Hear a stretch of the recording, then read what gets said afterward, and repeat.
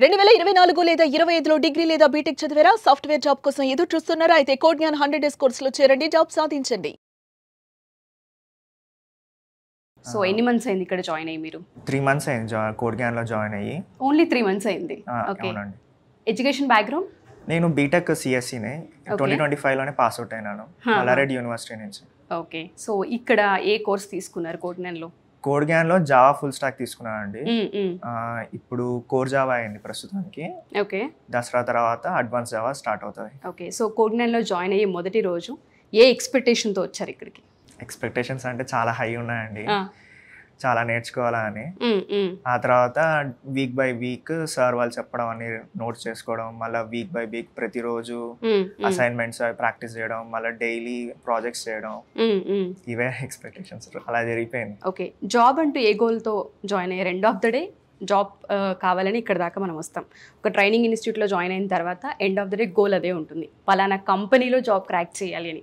So అటువంటి గోల్తోనే వచ్చారా ఇక్కడ దాకా మీరు? జాబ్ ఇంకోటి నేర్చుకోవాలి, జావా ఫుల్గా నేర్చుకోవాలా అని. నాకు కొంచెం జావా వచ్చు, కాకపోతే back end spring boot, Hibernate ఇవన్నీ నేర్చుకోవాలంటే ఆన్లైన్లో కొంచెం కష్టం, ప్రాక్టికల్ నాలెడ్జ్ ఉండాలా, ఆఫ్లైన్లో నేర్చుకోవడం మెయిల్ అని చెప్పి కోడ్ జ్ఞాన్‌లో జాయిన్ అయినాను. మెయిన్ గ్రోత్ కోసం, ఆ తర్వాత కెరియర్ ఇట్లా జాబ్స్ అప్లై చేయాలా అని జాయిన్ అయినాను. గ్రోత్ కోసం అండ్ జాబ్స్ ఎలా అప్లై చేయాలి, ఆ కెరియర్ ప్లాన్ ఇక్కడ మీరు అనుకున్నట్టుగానే ఉందా మరి జాయిన్ అయిన తర్వాత? ఎక్స్పీరియన్స్ అలానే ఉందండి. అలాగే ఉంది. ఓకే. సో ప్యాకేజ్ ఎంత? నా package 4 lakhs per annum. Expect చేశారా ఇంత స్టార్టింగ్లోనే ఇలా ఉంటుంది అని ఎక్స్పెక్ట్ చేశారా? లేదండి. ఫస్ట్ మీకు జాబ్ ఆఫర్ వచ్చినప్పుడు మీ ఫీలింగ్ ఏంటి? హ్యాపీగా ఉందండి. ఇంట్లో వాళ్ళు ఎలా ఫీల్ అయ్యారు? చాలా హ్యాపీగా ఫీల్ అయినారు. అంటే 90 days అనేది చాలా తక్కువ టైం అండి. కొంతమంది ఇయర్స్ వెయిట్ చేస్తూ ఉంటుంటారు. సో 90 రోజుల్లో మనం ఒక జాబ్ దాకా వెళ్ళి మనకి జాబ్ వచ్చింది అనేది చిన్న విషయం కాదు. దానికి మీకు కోడ్ జ్ఞాన్ ఎలా హెల్ప్ అయింది? కోడ్ జ్ఞాన్‌లో మెయిన్ నేర్చుకుంది జావా అండి. సో జావాలో బాగా సుధీర్ సార్ బాగా డెప్త్లో చెప్పారు. ఆ ఇంటర్వ్యూకి వెళ్ళినప్పుడు సేల్స్ ఫోర్స్ అండి అది. సో సేల్స్ ఫోర్స్లో జావా కొంచెం బేస్డ్ ఉంటుంది. సో ఇక్కడ నేర్చుకుంది అక్కడ బాగా ఎక్కువ అడిగారు, బాగా డెప్త్లో. నేను ఇక్కడ బాగా డెప్త్లో నేర్చుకున్నాం కాబట్టి అక్కడ చాలా యూజ్ అయింది, జాబ్ క్రాక్ చేయగలను. సో ఒక ఇంటర్వ్యూని ఎలా అటెంప్ట్ చేయాలి, హెచ్ఆర్ని ఎలా ఫేస్ చేయాలన్న పాయింట్ దగ్గర నుంచి ట్రైనింగ్ ఉంటుందా మీకు? అలాగే నర్చర్ చేస్తారా స్టూడెంట్ని? అట్లే ఉంటుందండి. మాకు ఫస్ట్ 1 month అంతా సాఫ్ట్ స్కిల్స్ జరిగినాయి. సాఫ్ట్ స్కిల్స్ మ్యామ్ ఎలా ఇంటర్వ్యూలో ఫేస్ చేయాలా, ఎలా కూర్చోవాలా, మేనర్స్ ఏంటి, మనం ఎలా మాట్లాడాలా, డ్రెస్సింగ్ స్టైల్, స్పోకెన్ ఇంగ్లీష్ ఎలా ఉండాలా, అవన్నీ ట్రైన్ చేయించారు ఫస్ట్ 1 month వస్తానే. అవి చాలా హెల్ప్ అయినాయి ఇంటర్వ్యూ. ఒక స్కిల్ మాత్రమే కాదు, స్టూడెంట్కి బయటికి వెళ్ళిన తర్వాత ఎలా సస్టైన్ అవ్వాలన్న వాటిపైన కూడా కోడ్ జ్ఞాన్‌లో మీకు నేర్పించారు. సాటిస్ఫైడా?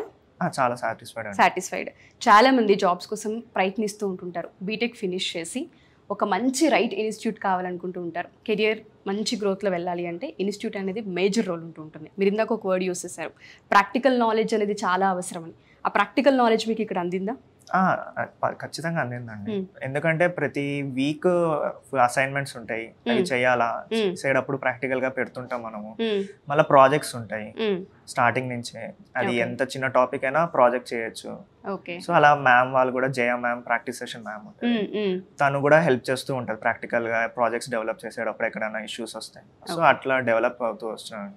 ఓకే. సో మీకు మొత్తానికి బాగా హెల్ప్ అయింది. చాలా. సో చాలామంది పాస్ అవుట్ అయ్యి మంచి రైట్ ఇన్స్టిట్యూట్ కోసం చూస్తూ ఉంటారు. వాళ్ళకి మీరు ఏం చెప్తారు, మీ ఎక్స్పీరియన్స్ త్రూ ఈ 3 months ఎక్స్పీరియన్స్? ఫస్ట్ జావా మీకు నచ్చిన లాంగ్వేజ్ ఏదైనా చూస్ చేసుకొని దాంట్లో బాగా ఫస్ట్ డెవలప్ అయ్యి, అంటే నేర్చుకొని బాగా, అప్పుడు ఇట్లా బయట అప్లై చేస్తే కొంచెం మన క్లారిటీ ఉంటుంది. ఊరికే టెన్షన్ పడడం, భయపడడం, మనకి ఫస్ట్ సబ్జెక్ట్ వచ్చినట్టు ఉంటుంది, అదో నమ్మకం, కాన్ఫిడెన్స్ ఉంటుంది. ఆ తర్వాత మనం అప్లై చేసుకోవచ్చు. Thank you and all the best. 90 daysలో జాబ్ క్రాక్ చేయడం అనేది చిన్న విషయం కాదు. ప్రాక్టికల్ నాలెడ్జ్ చాలా ఎక్కువగా ఉందని చెప్తున్నారు సుబ్బు గారు. ఎన్నో ఇయర్స్ నుంచి నాకు తెలుసు ఇక్కడ ఎలా ఉంటుంది, ఏంటి, ఎలా చెప్తారు, స్టూడెంట్స్కి ఎలా ట్రైన్ చేస్తారు అనేది ఒక ఐడియా ఉన్నప్పటికీ కూడా ప్రతి స్టూడెంట్కి ఒక కొత్త ఎక్స్పీరియన్స్ అనేది ఇక్కడ చేస్తూనే ఉంటుంటారు. ఒక్క 3 wordsలో చెప్పాలి అంటే కోడ్ జ్ఞాన్ గురించి ఏం చెప్తారు?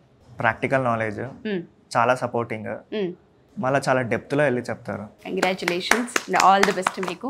సో ఎవరైతే ఈ వీడియో చూస్తూ ఉంటుంటారో సంతోష్ గారి ఎక్స్పీరియన్స్ మీరు చాలా క్లియర్గా వినొచ్చు. 1కి 2 సార్లు వీడియో చూడండి.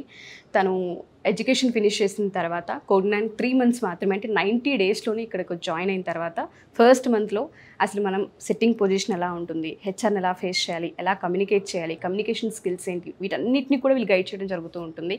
సో మీలో ఎవరైనా సరే బీటెక్ ఫినిష్ చేసి ఒక రైట్ ఇన్స్టిట్యూట్ కోసం ఎదురు చూస్తూ ఉంటే డెఫినెట్గా కోడ్9ని మీరు రైట్ ఇన్స్టిట్యూట్గా చూస్ చేసుకోవచ్చు.